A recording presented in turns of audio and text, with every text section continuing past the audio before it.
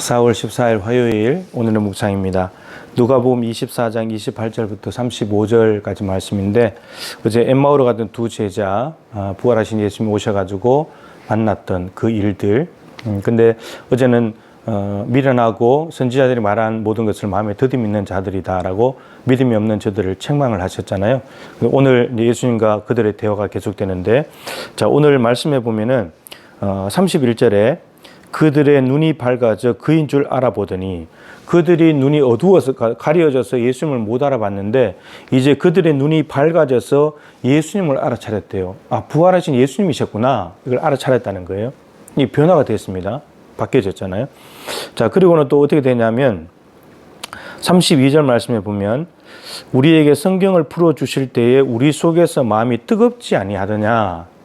가슴이 뜨거워졌다. 오는 길에 예수님께서 말씀을 풀어줬다. 성경 통독을 빠르게 해줬을 때 저들의 가슴이 뜨거워졌다. 마음이 뜨겁지 않더냐. 이 말은 헬라어로 보면 불탄다. 마음이 불탔다는 거예요.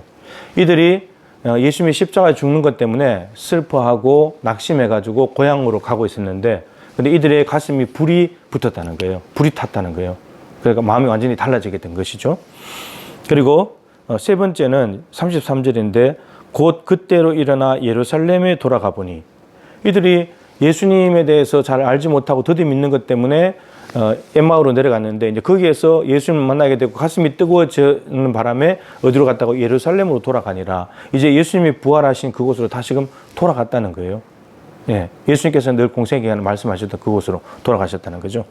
자, 그러면서 네 번째, 11 제자와 그들과 함께 한 자리에 모여서 가지고 예수님이 부활하셔가지고 찾아오신 이야기를 나눴다는 거예요. 그러니까 믿음이 없을 때는 형제 믿는 사람들이 다 분리되고 나눠져 버렸는데, 이제는 다시 제자들끼리 교제하고 친교하는 자리로 몰려들게 되고, 그 주제는 예수님의 부활이 됐다는 겁니다. 그럼 어제의 상황이 오늘 상황으로 완전히 다 바뀌어져 버렸네, 그죠? 다 바뀌어져 버렸는데 어떻게 해서 그런 일이 벌어졌는가 하는 겁니다.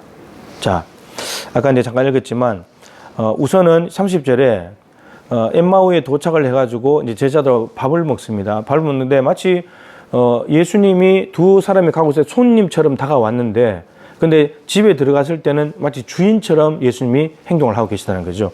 그들과 함께 음식 잡수실 때에 떡을 가지사 축사하시고 떼어 그들에게 주시니, 떡을 가지시고 축사하셨다는 하나님께 감사기도 하시고 그리고 떼어 줬다는 거예요.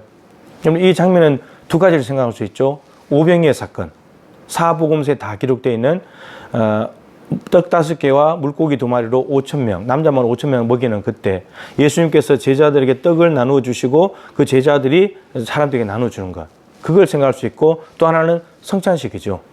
근데 성찬식은 이제 앞에 오병이보다 조금 더 이제 거리가 먼 것이 이 엠마오로 가는 두 제자, 글로바라는 이름이 나오지만 이들은 성찬식을 모른단 말이에요. 이 얘기는 들었겠지만.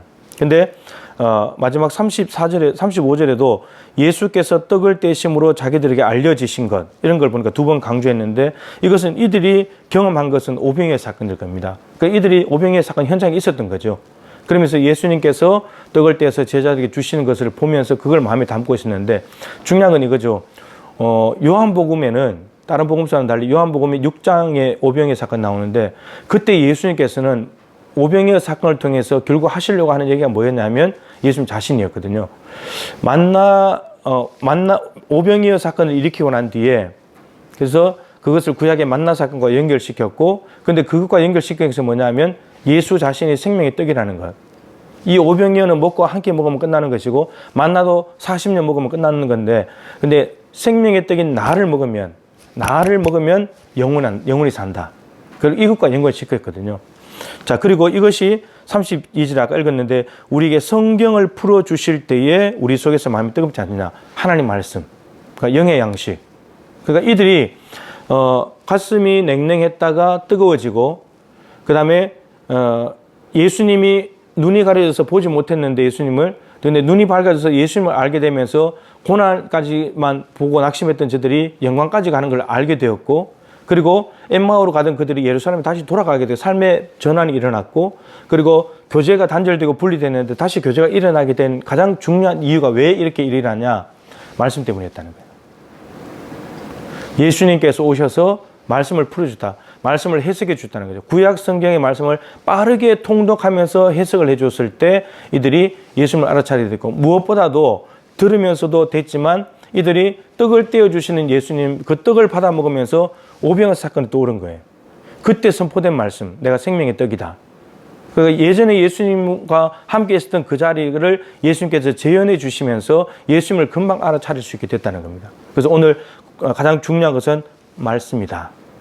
말씀을 들을 때 믿음이 생겨나게 되면은 예수님이 어떤 분인지를 알게 되고, 예수님이 고난을 통해서 영광까지 가시는 분인 걸, 부활까지 있다는 걸 알게 되고, 우리의 마음이 차가워지는 것이 아니라 뜨거워지게 되고, 그리고 예수님과 상관없는 자리로 가는 것이 아니고 예수님이 계시는 곳으로 가서 예수님의 사명을 받아서 부활이 증인되는 삶을 살게 되고, 그리고 이것을 믿는 사람들끼리 교제와 친교가 깊이 이루어지게 된다고 하는 사실입니다. 오늘 이 엠마오로 가는 두 제자의 삶이 완전히 통째로 뒤바뀌어지게 된 것은 예수님께서 말씀을 풀어주셨을 때다. 여러분, 주일날 말씀드린 대로 말씀을 소리하지 마십시오. 말씀이 우리의 심령을 뜨겁게 만들고 우리의 삶을 바꿔놓게 만들고 예수님에 대해서 더 알게 만들어 줍니다. 여러분, 예수 안 믿는 신학자들이 많습니다. 성경은 누구보다도 박사지만 예수 안 믿는 사람들이 많아요. 근데 우리가 말씀을 통해서 말씀을 주신 이유는 예수를 믿으라고, 믿고 영생 얻으라고, 예수님을 더 알라고, 하나님 어떤 분인지 알라고 주신 겁니다. 그래서 우리가 말씀을 소중히 여기고 말씀을 가까이 하고 말씀을 믿음으로 받아들여서 살아가게 되면 우리는 누구보다도 이 엠마오로 가던 두 제자의 삶이 완전히 바뀌어진 것처럼 변화된 삶을 살아갈 수 있게 될 것입니다. 말씀이 우리 생각의 틀의 전제가 되어야 됩니다. 이런 말씀으로 생각의 틀 전제를 바꾸셔서 인생이 달라지는 놀라운 은혜가 있기를 축복합니다.